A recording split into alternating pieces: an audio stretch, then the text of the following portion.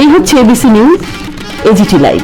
আপনারা দেখছেন ABC news AGT live. কারণ আইপিএফটি রাজ্যের শাসক দল, তাদের কাছে গণমুক্তি পরিষদ হিসাবে শুধু নয়, এই রাজ্যের নাগরিক হিসাবেই আমাদের বিনীত প্রশ্ন, তোমরা সংবিধানকে হাত রেখে সংবিধানের নামে শপথ গ্রহণ করে মন্ত্রিসভাতে একটা দলের সাথে আতাত করে মন্ত্রিসভাতে, আবার তখনই কি করে আরেকটা দলের সাথে আতাত হতে পারে? এটা রাজনৈতিক সুবিধাবাদ। একদিকে সংবিধানের নামে শপথ গ্রহণ করে মানুষকে, এই রাজ্যে মানুষকে সেবা করার যে প্রতিশ্রুতি, তার প্রতিশ্রুতি ভঙ্গ করা। কাজে এর দায় শুধুমাত্র আইপিএফটা না, বিজেপিকেও তার ব্যাখ্যা দেওয়া দরকার। কিভাবে একই সময়েতে বিজেপির সাথে আতাত মন্ত্রিসভায় থাকাকালীন আবার আরেকটা আতাত করতে পারে, আরেকটা সাংবিধানিক সংস্থা দখল করার জন্য। আসলে এডিসি দখলের জন্য এই সমস্ত রাজনৈতিক শক্তিগুলোর এই নতুন সমীকরণ, নতুন স্লোগান আর কিছুই না। অতীতের অভিজ্ঞতা থেকে আমরা এটাই বলতে পারি। তৃতীয় যে ইস্যু হলো বাজেট। আমাদের সাধারণ সম্পাদক বলেছেন, বাজেটের অন্য দিক বলছি না, শুধু আমাদের দেশের ট্রাইবেলদের বিকাশে এবং এই রাজ্যের বিকাশে যে বিজেপি সরকার যে কিভাবে শুরু থেকেই এদেশের আদিবাসীদের, ট্রাইবেলদের ঠকাচ্ছে।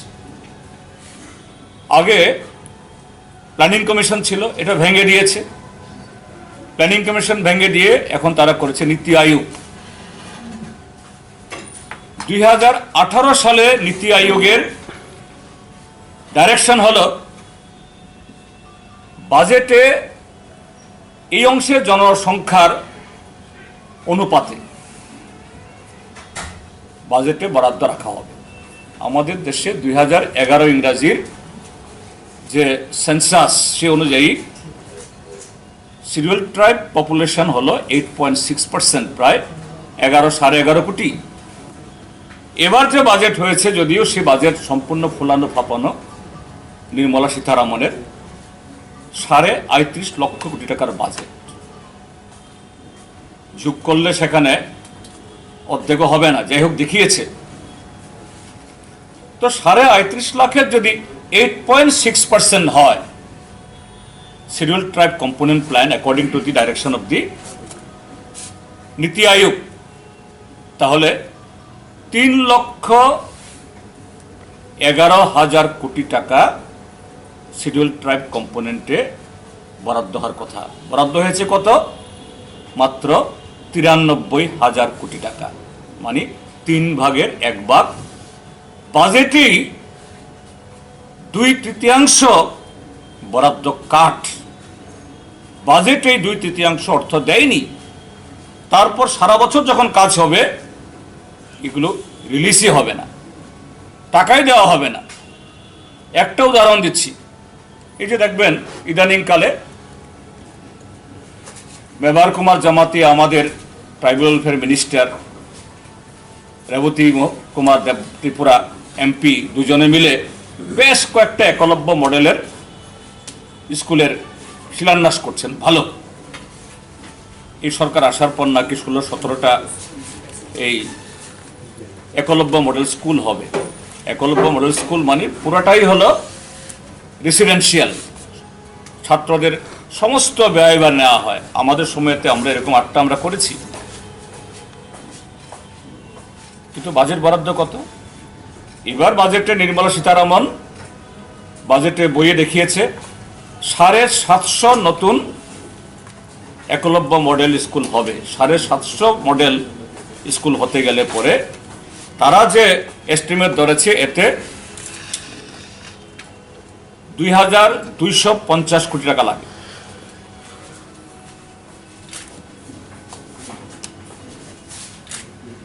না 22,000 500 কোটি টাকা লাগে, 22,500 কোটি টাকা লাগে শুধু একলব্য মডেল স্কুল করার জন্য।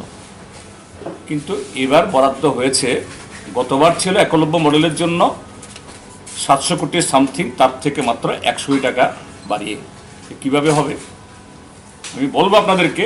এই যে শিলান্যাস হয়েছে, দেখবেন শিলান্যাসে হয়েছে, বিল্ডিং আর উঠবে না, আদা বিল্ডিং হবে, কবে চালু হবে ঠিক নেই। কিন্তু এডিসি নির্বাচনের সামনে ত্রিপুরা রাজ্যের মানুষকে ভরকানোর জন্য এই সমস্ত নাটকগুলি আজকে সেখানে করা হচ্ছে।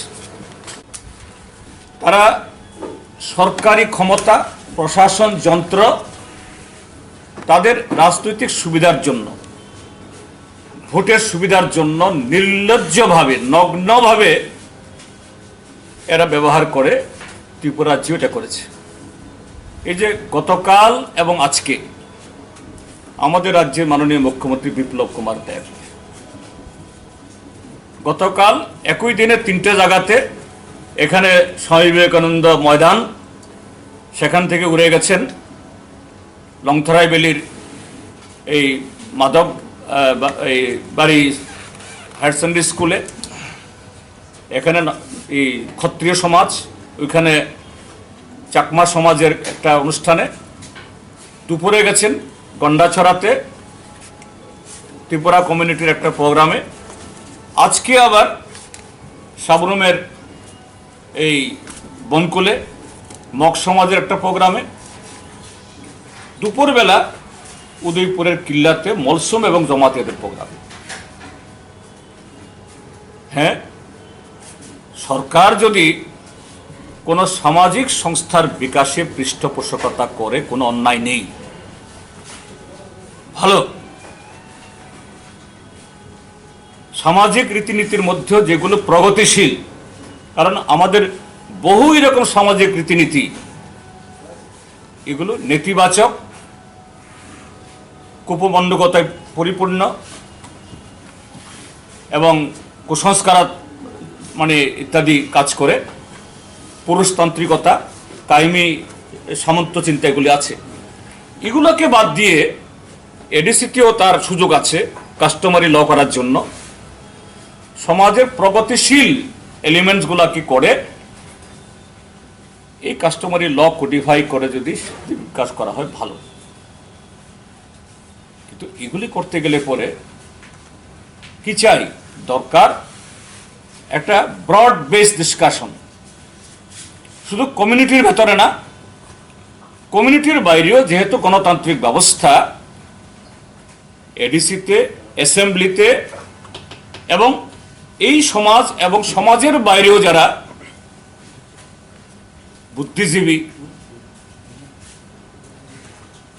সংস্কৃতি এবং শিল্প জগতের মানুষ, এদের সাথে আলাপ আলোচনা করে তারপর এগুলি গৃহীত হলে পরে সেই সমাজটা পশ্চাৎপদতা থেকে, কুসংস্কার থেকে, নেতিবাচকতা থেকে মুক্ত থেকে একটা প্রগতিশীল সমাজ তৈরি করার জন্য সেই সমস্ত সংগঠনগুলি কাজ করতে পারে। আমরা এটাকে সমর্থন করি। কিন্তু ইদানিং কি হচ্ছে যে এই গত দুর্গাপূজার পরে কয়েকটা মিটিং হলো, কিছু স্বঘোষিত লোক এদেরকে ডেকে নিয়ে মিটিং হলো, তাদের মধ্য থেকে কিছু, হ্যাঁ সবাই খারাপ কথা বলবো না, সবাই নেতিবাচক বলবো না, তাদেরকে জড়ো করে নিয়ে এসে সরকার তাড়াহুড়া করে প্রায় যুদ্ধকালীন তৎপরতায় তাদেরকে নাকি ভাতা দেওয়া হবে। ভালো, ভাতা দিক, কারণ এই ত্রিপুরার যে ট্রাইবেল সমাজের সমাজপতিরা কেউ পয়সাওয়ালা না, সাধারণ মানুষ। কিন্তু একটা সুস্থ নিয়ম নীতি তৈরি করা দরকার। সামনে এডিসি আসছে, বিধানসভা আসছে, বিধানসভাতে একটা বিল নিয়ে আসুন। বিধানসভাতে 20 জন যে এমএলএ, তারা আলোচনা করুক এবং আমাদের ট্রাইবেল সমাজের যারা প্রগতিশীল, বুদ্ধিজীবী, সংস্কৃতিপনা মানা মানুষ, এদের পরামর্শ নেওয়া হোক। কিন্তু দেখা গেছে মুখ্যমন্ত্রী বিপ্লব কুমার দেব ট্রাইবেল সমাজে উন্নতি করবেন, তার মন্ত্রিসভার যে বরিষ্ঠ ট্রাইবেল সদস্য এনসি দেববর্মা, এই আলোচনাতে তিনিও স্থান পান না। আরো মজার ব্যাপার হলো tribal welfare minister Mebar Kumar Jamatia এই প্রোগ্রামগুলোতে আমন্ত্রিত হন না। উদ্দেশ্যটা কি? উদ্দেশ্যটা হলো তাড়াহুড়া করে এইভাবে এডিসি নির্বাচনের সামনে একটা ফায়দা তোলার জন্য।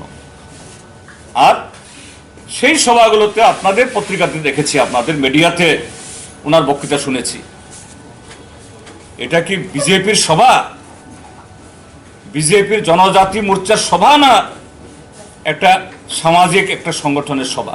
এবং ইতিমধ্যেই দেখেছেন আপনারা রিয়াং সমাজের মধ্যে এটা নিয়ে প্রচন্ড বিদ্রোহ হয়েছে। সেখানে এরকমই একজন ব্যক্তিকে রিয়াং সমাজে সমাজপতি ঘোষণা করার জন্য উদ্যোগ নিয়েছে সরকার। সরকারের পয়সা বিজ্ঞাপন দিয়ে গোটা রিয়াং সম্প্রদায় ফেটে পড়েছেন।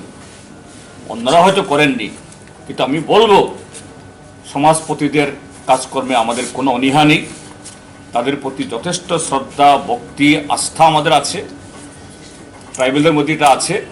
কিন্তু সরকার যখন এটাকে স্বীকৃতি দিচ্ছে, জনগণের ট্যাক্স থেকে মাসোহারা দেবেন বলে ঘোষণা এই সন্ধ্যাবেলা দেখলাম মাননীয় শিক্ষামন্ত্রী সাহেব দিচ্ছিলেন। কত টাকা আমি শুনিনি, কজনকে দেবেন শুনিনি, দেবেন বলছেন। ভালো, এটা নিয়ে এত তাড়াহুড়া কেন? আলোচনা হোক, নীতিমালা ঠিক হোক, বিধানসভাতে আইন হোক, নতুবা এক কলমের খুঁচায় বা এক কলমের ইয়েতে এটা তৈরি হয়েছে, কোন দিন আরেক কলমের খুঁচায় সব চলে যাবে। 2323 ইন্টারভিউ যারা চাকরি পেয়েছে তাদের চাকরি চলে যায়। আর এটা তো ইন্টারভিউ নেই, রুলস নেই, রেগুলেশন নেই, অ্যাক্ট নেই, কিচ্ছু নেই, কি হবে? সবটাই হলো ইলেকশনকে মাথায় রেখে এই গভর্নমেন্ট এগুলি করছে। এটা মোটেই হওয়া উচিত না। সামনে এডিসি নির্বাচন, সরকার হাইকোর্টের গলা ধাক্কা খেয়ে এই নির্বাচন করার উদ্যোগ নিতে বাধ্য হয়েছেন, যদিও এখনো ঘোষণা হয়নি। সরকারের কাছে আমাদের দাবি, এবং ত্রিপুরাজ্যের যে স্টেট ইলেকশন কমিশন, যার এই মুখ্য কমিশনার MLA মানিকলাল দে মহোদয়, কদিন আগেও আমরা গেছি বাগবাদী কমিউনিস্ট পার্টির হয়ে, আমিও ছিলাম প্রতিনিধি দলে। আমরা বলেছি গত 3 বছরে ত্রিপুরাজ্যের মধ্যে কোনো নির্বাচন হয়নি। সারা দেশের মধ্যে এত জঘন্যতমভাবে গণতন্ত্রের বলাৎকার, নির্বাচন কমিশনকে বৃদ্ধাঙ্গুষ্ঠ দেখানো, মানুষের অধিকার কেড়ে নেওয়া, 96% আসন বিনা প্রতিদ্বন্দ্বিতায় জেতা, 51% আসনে বাই ইলেকশন হওয়া, লোকসভা নির্বাচনে একটা আসনে 1 সপ্তাহ পিছিয়ে দিতে বাধ্য হওয়া, প্রায় 200-র মতো কেন্দ্রে পুনর্নির্বাচন হওয়া ভারতবর্ষে কোথাও হয়নি। সেই অভিজ্ঞতায় নির্বাচন কমিশন শুধু ঘোষণা দিলেই প্রক্রিয়া না, এখন থেকে লেভেল প্লেইং ফিল্ড, অর্থাৎ নির্বাচন করার বাতাবরণ তৈরি করা হোক। কারণ শাসক দলের লোকগুলো ইতিমধ্যেই কিভাবে তাদের যে জনবিচ্ছিন্নতা, তার থেকে আতঙ্কিত, এবং আতঙ্ক থেকে সন্ত্রাস। আপনারা দেখেছেন গত 27 তারিখে যুবকদের যে একটা মিছিল, অভূতপূর্ব মিছিল, কাজের দাবিতে, চাকরির দাবিতে, তার আসার আগে এবং বাড়ি ফেরার পরও আমাদের রাজ্যের কিছু কিছু জায়গাতে কিভাবে সন্ত্রাস শুরু করেছে। এবং একটাই কারণ যে আগামী এডিসি নির্বাচন, পৌর নির্বাচন, এগুলোকে সন্ত্রস্ত করার জন্যই তাদের উদ্যোগ। কাজে নির্বাচন কমিশন সেই ব্যবস্থা গ্রহণ করুক, এটা আমাদের দাবি। এই হলো আওয়ার অর্গানাইজেশন গণমুক্তি পরিষদ। We are the pioneer of this Thansa. Since 1945, we are enduring to inculcate this Thansa. If you are to really ensure the Thansa, you have to empower the people. And to the process of this empowerment, literacy, that is education, and awareness on their right, that is very much important. Without that, only you are citing Thansa, it is meaningless. And Thansa and Hingsa means this crime or the terror tactics, it can't go hand in hand. In Tripura, we are witnessing that since this Thansa platform has been declared in some of the places, the Thansa organizer, they are already started that terrorizing the people. So Thansa and Hingsa cannot run together hand to hand. Since 2009, the IPFT is protesting and fighting for the Tipral. They came into power with BJP, but and it has been 3 years, but so far no Tipra land has been created for the Indians of Tripura. But however, we can see that Pradyut Kishore has demanded greater Tipra land including Yeah. in Bangladesh. What's the reaction of this? That we are asking, that the demand of or movement of Tipra land, it is not materialized. And IPFT today, they fail to answer what is the status of this Tipra land. And their cadres are utterly frustrated. They are deserting. At this moment, this slogan of the Greater Tripura land has arisen. So, it has given a lease of life or oxygen to the IPFT because they were totally isolated, got alienated from the people. So now they got the lease of life for the time being. In the guise of this Greater Tripura land, they want to hide themselves. But here, yes, if Greater Tripura land or Greater Hindi land or Greater Hindustan, anybody else, they cite this slogan. So now our Indian diaspora across the continents, across the globe, there are more than 4 crore Indian diaspora are spread over the north, south, west, everywhere. We Indian, if we raise the slogan, our Indians wherever they are, will build a unity to uplift our culture, our language, and wherever are our Indians, they reside, will, by abiding the law of that land, will coordinate with them, we shall cooperate them. That can be acceptable. That may happen. Because our Kokbora speaking people or Tiprasa, there are few lakhs there in Bangladesh, and there are some thousands in Mizoram and Manipur. Okay, in that sense, if that slogan is cited or mooted, it's okay. But today, how the slogan is expressed here, as if that up to the Bandarban of CST of Bangladesh and the Meghna river of this part of Bangladesh, it will be included within the jurisdiction of the Greater Tripura land. And there in Assam also, the Mamit district of Mizoram and the Hailakandi, Patharkandi, etc., where few thousand our Triprasas are there. So how come this will materialize? So it is the responsibility of these people who have cited this slogan to give the route map, how it will be materialized.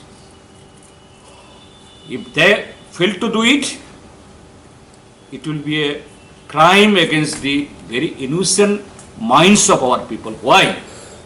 Because particularly a section of our young people, young children, they are become excited. Yes, there will be earlier Tripuraland could have been materialized. Now better Tripuraland. So today, this excitement, tomorrow it may turn to the utter frustration, and frustration will lead them to the self-destruction. It is not welcome. So you have mentioned about Thancha and Greater Tripuraland of the Yes, yes. Do you feel somehow Person or individual, while this kind of slogans is mooted, he should be responsible, because the future of this, it has to be also thought out. So I'm trying to say that Very much. It is eyeing to the Ottoman District Council vote and nothing. Then adhesive bill is not passed in the parliament, which is last 6 years is lying in the. Those who are raising the slogan of the Thansa, they are not talking about the misrule of this. Or what for this is being raised. Thank you very much. বছরে প্রায় 19-20 শিক্ষক মানে সেখানে শূন্যতা দেখা গেছে, ফলে শিক্ষকের সমস্যা ভয়ঙ্করভাবে দেখা গেছে। এটা অতি সত্য, এই শিক্ষক নিয়োগের ব্যবস্থা করা হোক। এখন তো টেটের কোনো ইয়ে নেই, টেট পাস করে মানে আপনার বিএড পাস করে বসে আছে, প্রচুর ছেলে মেয়ে আছে, টেট পাস করে বসে আছে, তাদের সেখানে আপনার নিয়োগপত্র দেওয়ার বন্দোবস্ত করা হোক। 10,323 তাদের স্থায়ী সমস্যার সমাধান করার জন্য আমরা দাবি করছি। আবার আজকে বিষয়গুলো নিয়েও আলোচনা হয়েছে। এছাড়া যেটা আমাদের কিছু ক্যালেন্ডার প্রোগ্রাম আছে, 3রা মার্চ 1975 সালে 3রা মার্চ আপনার বরফ ভাষা সহ 4 দফা দাবি করতে গিয়ে তৎকালীন কংগ্রেস সরকারের পুলিশের গুলিতে নিহত হন ধনঞ্জয় ত্রিপুরা। তার 47তম শহীদান দিবস আমরা যথাযথ মর্যাদার সহিত আবারও পালন করব। আগরতলা শহরে মূল একটা প্রোগ্রাম হবে আগামীকাল 2রা মার্চ। এছাড়া 3রা মার্চ আমাদের মানে মূল যে প্রোগ্রামটা হবে সাবরুম শান্তির বাজার মানে বর্ডারি এলাকা মানে সীমান্তবর্তী এলাকায় সাচিরাম বাজারে, সাচিরাম বাড়িতে। এছাড়া 28শে মার্চ কুমারী মধুতির উপশ্রী 3 বীরাঙ্গনা মহিলার শহীদান দিবস। কিটিন প্রথার বিরুদ্ধে লড়াই করতে গিয়ে ওনারা শহীদ হয়েছিলেন, তাদের 74তম শহীদান দিবস সেখানে পালন করা হবে। এটাও গোটা রাজ্যে যেমন হবে তেমনি পদ্মবিলের মূল প্রোগ্রামটা হবে। এছাড়া গোটা রাজ্যেই যথাযথ মর্যাদার সহিত পালন করা হবে। এই বিষয়গুলো নিয়েই এর মধ্যে প্রত্যেক বছরই প্রায় 2 থেকে 2,500 করে শিক্ষকরা রিটায়ারমেন্টে চলে যাচ্ছে, ভলেন্টিয়ার রিটায়ারমেন্ট নিচ্ছে। আজকে মোটামুটি আমাদের আলোচনার বিষয়।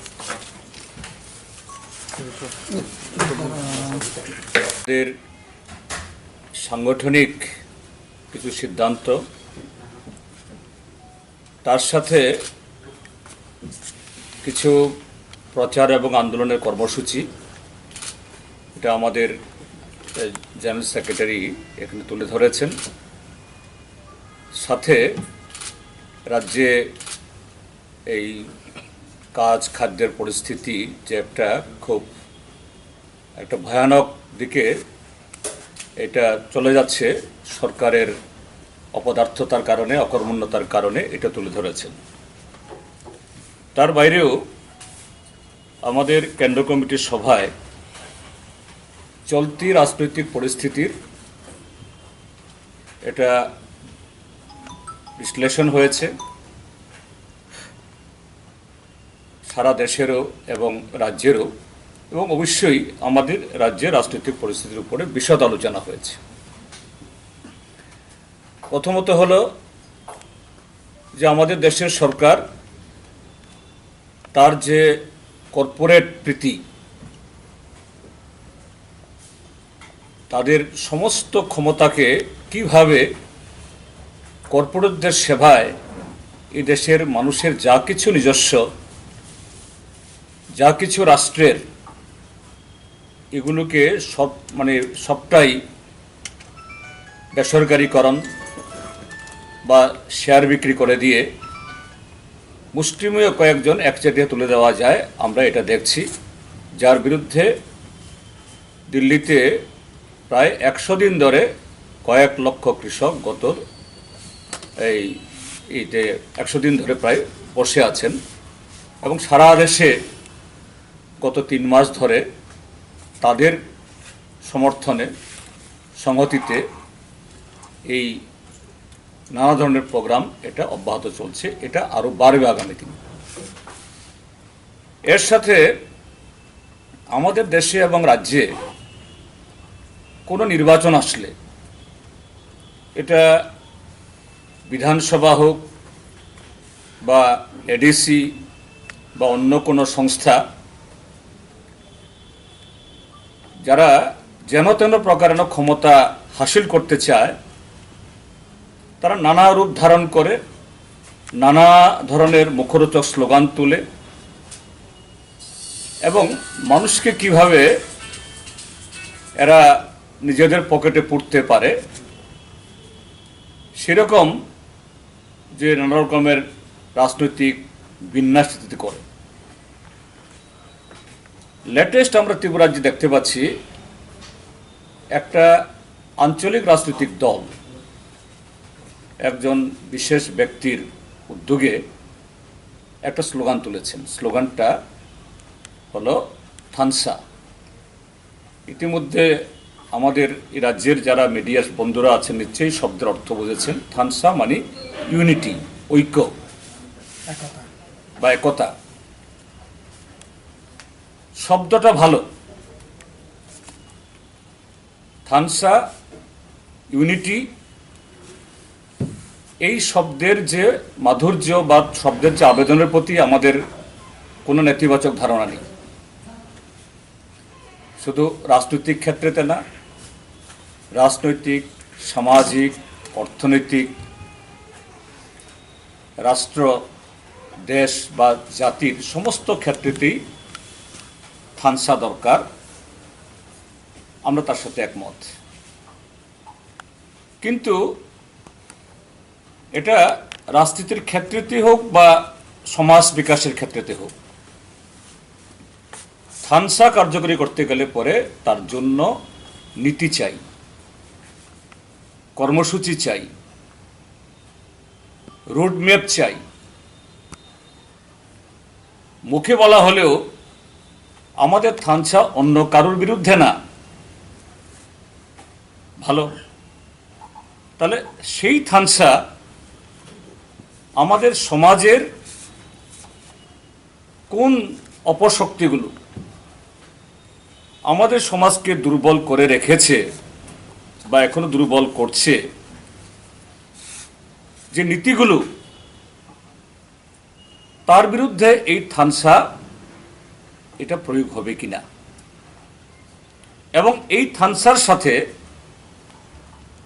আমরা ত্রিপুরাজ্য একটা রাষ্ট্রের অধীন, আমরা একটা জাতির একটা অংশ, ভারতীয় জাতির একটা অংশ।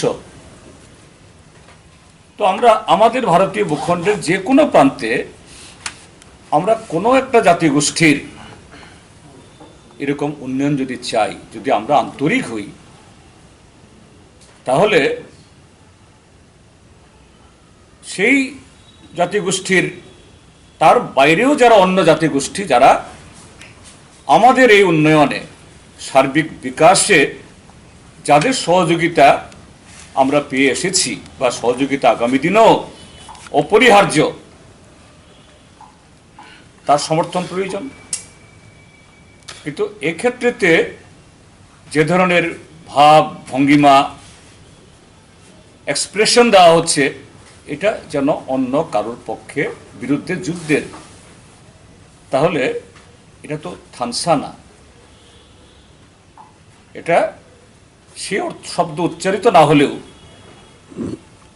এটা অদৃশ্যভাবে একটা হিংসার, কারণ আমরা ত্রিপুরাজ্যের মানুষ। এই থানসা শব্দ ব্যবহৃত না হলেও প্রায় একই ধরনের উদ্যোগ, একই ধরনের স্লোগান, একই ধরনের আবেদন, একই ধরনের আবেগ, এগুলো অতীতে আমরা দেখেছি। সেই 80 দশকে এই রাজ্যকে কিভাবে ক্ষতিগ্রস্ত করেছে, কিভাবে যে এরপরেও দীর্ঘ প্রায় 2.5 দশক সেই 80 ইংরাজিতে এরকম স্লোগান ওঠার পর যে একটা ধ্বংসাত্মক একটা আন্দোলন এখানে হয়েছে, বিচ্ছিন্নতাবাদের, সন্ত্রাসবাদের, কত লোকের প্রাণ কেড়ে নিয়েছে। এবং বিশেষ করে যারা ত্রিপুরাজ্যের পিছিয়ে পড়া অংশের মানুষ, আমরা যারা ত্রিপুরাসা বা অন্য যারা পিছিয়ে পড়া অংশের মানুষ, আখেরে আমাদেরই ক্ষতি হয়েছে, আমরা এটা প্রত্যক্ষ করেছি। যে আমরা বলবো যে এই থানসার পেছনে যে লুক্কায়িত উদ্দেশ্য এর সম্পর্কে আছে, এর সম্পর্কে মানুষকে সতর্ক হওয়া দরকার। আর থানসা সম্পর্কে যদি বলতেই হয়, আমি তো আগেই বলেছি এই শব্দের সাথে আমাদের কোনো বিরোধ নেই। থানসা চাই, আন্তরিকভাবে থানসা হওয়া দরকার। যদি সেটা বলি, আমাদের রাজ্যে এই থানসার আওয়াজ তুলেছিল প্রথম গণমুক্তি পরিষদ। গণমুক্তি পরিষদ সৃষ্টি হওয়ার আগে 1945 ইংরাজিতে জনশিক্ষা সমিতি। কারণ একটা জাতিগোষ্ঠীকে, পিছিয়ে পড়া অংশের মানুষকে যদি আমরা ঐক্যবদ্ধ করতে চাই, সমৃদ্ধ করতে চাই, জাতিসত্তার বিকাশ ঘটাতে চাই, তাকে এম্পাওয়ার করতে হবে। এম্পাওয়ার শুধু ব্যক্তিবিশেষকে রাজা, সম্রাট, কিং বা ওই তার চেয়ে বড় কিছু বানালি হয় না। বা আজকের গণতান্ত্রিক ব্যবস্থাতে কোনো একটা ব্যক্তিকে বড় আসনে আরোহণ করালি হয় না। আমরা লক্ষ্য করছি আজকে নরেন্দ্র মোদী, তিনি নিজেকে এই তুলে ধরেছেন, তিনি একজন এই চা বিক্রেতা। যদিও কেউ দেখেনি ওনার চা কে খেয়েছেন, আজ পর্যন্ত কেউ দাঁড়িয়ে বলেননি হ্যাঁ আমি তাকে দেখেছি বা আমি তার কাছ থেকে চা খেয়েছি। তার মানে এরকম একটা হাম্বেল ব্যাকগ্রাউন্ড থেকে যদি কেউ প্রধানমন্ত্রীর চেয়ারে বসেন, তাহলে এই দেশের সাধারণ মানুষের উপকার হবে। কী ধরনের উপকার হচ্ছে আমরা আজকে এই দেশের 134 কোটি মানুষ হারে হারে আমরা টের পাচ্ছি। গণমুক্তি পরিষদ, হ্যাঁ, থানসা শব্দ আমরা ব্যবহার করিনি। ত্রিপুরাজ্যের যে পিছিয়ে পড়া অংশের মানুষের বিকাশের, এই রাজ্যের বিকাশের জন্য মানুষকে এম্পাওয়ার করতে হবে। এম্পাওয়ার করতে গেলে পরে শিক্ষিত করতে হবে, সচেতন করতে হবে, অধিকার সম্পর্কে, দায়িত্ববোধ সম্পর্কে তাদেরকে আরও তাদের আগ্রহ বাড়াতে হবে। আমরা কি দেখেছি 1945, তারপরে 48, 49-এ এই ত্রিপুরা ভারতবর্ষে যোগদান করেছে। গণমুক্তি পরিষদের এই উদ্যোগকে একেবারে তার শুরুতেই তাকে ব্যাহত করার জন্য ত্রিপুর সংঘ হয়েছে, সেঙ্ক্রাভ হয়েছে, পরবর্তী সময়তে এনএলএফটি, টাইগার ফোর্স, ত্রিপুর সেনা। বিগত এই কয়েক দশকে কয়েক হাজার নিরীহ মানুষ, এবং তার মধ্যে যাদের কল্যাণের নামে, যাদের যে এই বিকাশের নামে যাদের নাম তুলে এই আবেগ তুলেছে, তাদের যারা প্রথম সারির সেনাপতি, তারাই খুন হয়েছেন। ভীম দেববর্মা, সুরমণি কলই, আনন্দ রোয়াজা, গান্ধী ত্রিপুরা, কালিদাস দেববর্মা, ক্ষীরোদ দেববর্মা, শচীন্দ্র দেববর্মা, তারা কারা? জুমিয়াগড়ের ছেলে, গরিব বংশের মানুষ। তারা কেউ সাধারণ মানুষ, জিএমপির সংগঠক, কেউ এডিসির মেম্বার, কেউ এমএলএ। তাহলে তখন আমি কথাটা বলছি কেননা এই থানসা যারা আজকে প্রচার করছে তাদের ডাইয়ে বাঁয়ে দেখা যাচ্ছে ত্রিপুরার যে এই সন্ত্রাসবাদী কার্যকলাপ, বিচ্ছিন্নতাবাদী কার্যকলাপ চলার সময়তে যারা কুশীলভ ছিলেন, হ্যাঁ ভালো, তারা আজকে স্বাভাবিক জীবনে ফিরে এসছেন, ভালো গণতান্ত্রিক পথে তারা যদি ত্রিপুরাজ্যের মধ্যে বিকাশে হাত দিতে চান 100 বার তাদেরকে স্বাগত জানাবো, এটা তাদের গণতান্ত্রিক অধিকার। তো তাহলে আজকে গণমুক্তি পরিষদ 45 ইংরেজিতে যে থানসার আওয়াজ তুলেছিল, অন্তত 7 দশক পরে একটা বিলম্বিত বোধোদয় হয়েছে এই অংশের, কিন্তু তারা আন্তরিক কিনা আমাদের সন্দেহ আছে, এবং এই সন্দেহ তাদেরকে দূর করতে হবে তাদের আগামী কর্মসূচির মধ্যে। এই যে কদিন আগে একটা নতুন রাজনৈতিক সমীকরণ হলো, নাম আপনারা জানেন। এটা হতে না হতেই এই যে এডিসি নির্বাচনের জন্য প্রস্তুতি চলছে, সেখানে গণমুক্তি পরিষদের লোকদের, বামপন্থী সমর্থকদের, তাদের কোনো কর্মসূচিতে বাধা, এবং কোথাও কোথাও বলছে যে এই 5 বছর গণমুক্তি পরিষদকে, সিপিআইএমকে, বামফ্রন্টকে কোথাও মিছিল, মিটিং, প্রচার করতে দেওয়া হবে না। গত 3 বছর যতগুলি ভোট হয়েছে, কি সমতলে কি পাহাড়ে, যারা থানসার স্লোগানদারি এবং তার সাথে ত্রিপুরা রাজ্যের শাসক দলের অন্যতম যারা বড় শরিক ভারতীয় জনতা পার্টি, তারা এইভাবেই গণতন্ত্র এবং মানুষের অধিকারকে কেড়েছে। কাজে থানসা আর হিংসা এভাবে চলতে পারে না, আমরা তাই দেখছি। এই জন্যই বলছি এই থানসা স্লোগান আমাদের কাছে, ত্রিপুরার যে মানুষের কাছে সন্দেহ, এই সন্দেহ দূর করতে হবে, এবং সত্যি সত্যি থানসা যদি করতে চায় হিংসা ছাড়তে হবে, গণতন্ত্রকে মান্যতা দিতে হবে, সমস্ত ব্যক্তি, গোষ্ঠী, পার্টিকে তার সাংবিধানিক অধিকার অনুযায়ী কাজ করার জন্য বাতাবরণ তৈরি করতে হবে। থানসা পার্টির সাথে এখনো রাজ্যের মন্ত্রিসভার শরিক আছেন একটা দল, আইপিএফটি। তারা এখানে একটা নতুন কালচার দেখলাম, এমওইউ চুক্তিনামা সই করে ফাইল, ওই রাষ্ট্র নেতারা চুক্তি সই করলে, এগ্রিমেন্ট সই করলে যেমন ফাইল চালাচালি হয়েছে,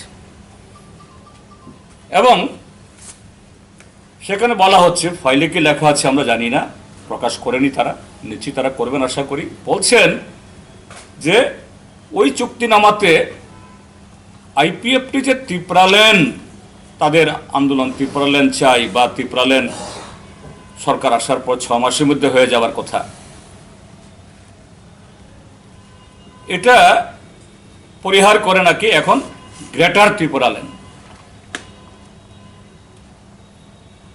আমাদের ভারতীয় সংবিধানে বা আমাদের দেশের বা পৃথিবীর কোনো জায়গাতে এইভাবে একটা জনগোষ্ঠী বা একটা জাতিগোষ্ঠী পৃথিবীর যে কোনো ভূখণ্ডে, দেশের যে কোনো ভূখণ্ডে থাকলে সবাইকে ভৌগোলিক এরকম কানেক্টিভিটি না থাকলেও করা যায়, আমরা জানি না।